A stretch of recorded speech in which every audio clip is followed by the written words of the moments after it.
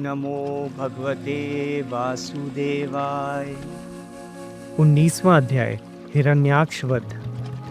मैत्रेय जी बोले, हे विदुर जी, जब ब्रह्मा जी ने ऐसा कहा तब उनके निष्कपट एवं अमृत समान वचनों को सुनकर वराह जी ने उछलकर उस निर्भय घूमते हुए शत्रु की दाढ़ी में अपनी गदा से मारा। परंतु उस प्रहार को बचाकर हिरण्याक्ष ने वराह जी की गदा पर अपनी गदा का ऐसा प्रचंड प्रहार किया कि उनकी गदा उनके हाथ से छूटकर दूर जा गिरी और वराह जी गदा रहित हो गए। तब उन्हें गदा रहित होकर जान हिरण्याक्ष ने धर्म विचार कर उन पर प्रहार नहीं किया।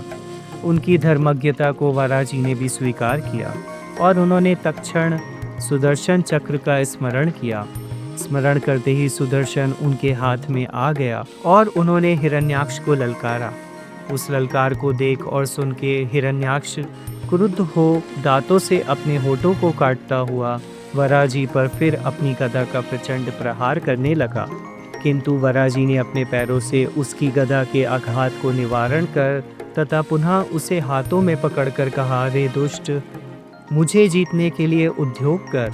तब वराह जी द्वारा गदा पकड़े जाने पर मानो उसका अभिमान चूर्ण सा हो गया और उसकी गदा भी निस्तेज सी हो गई। इससे उसने गदा को फेंक दिया और वराह जी को मारने के लिए अपना त्रिशूल उठाया।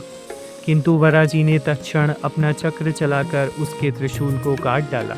तब उस दैत्य ने उछलकर वराह जी के हृदय पर एक जोर का घूंसा मारा और फिर अंतर्ध्यान हो गया। अंतर्ध्यान होकर उसने वराह जी से बहुत माया युद्ध किया। तब उसकी माया को नष्ट करने के लिए भगवान वराह ने जो अपने सुदर्शन का फिर उपयोग किया तो उस क्षण दैत्य की माता दिति को कश्यप जी का स्मरण हो आया और उसके स्तनों से रुधिर बहने लगा।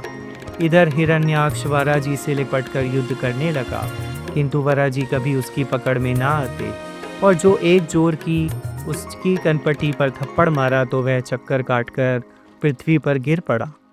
इसकी आंखें निकल गईं और पृथ्वी पर बड़ा करहाने लगा, परंतु इस पर भी वह मरा नहीं। देवता आश्चर्य कर उसकी प्रशंसा करने लगे कि धन्य है यह राक्षस जिसे भगवान के इस प्रकार दर्शन मिले। ब्रह्मा जी सहित देवगण उसे धन्य धन्य कहने लगे। फिर कुछ ही क्षणों में उसका प्राण निकल गया। लोकपालों का कष्ट दूर हो गया। देवताओं की स्तुति सुन वराह जी अपने लोक को चले गए।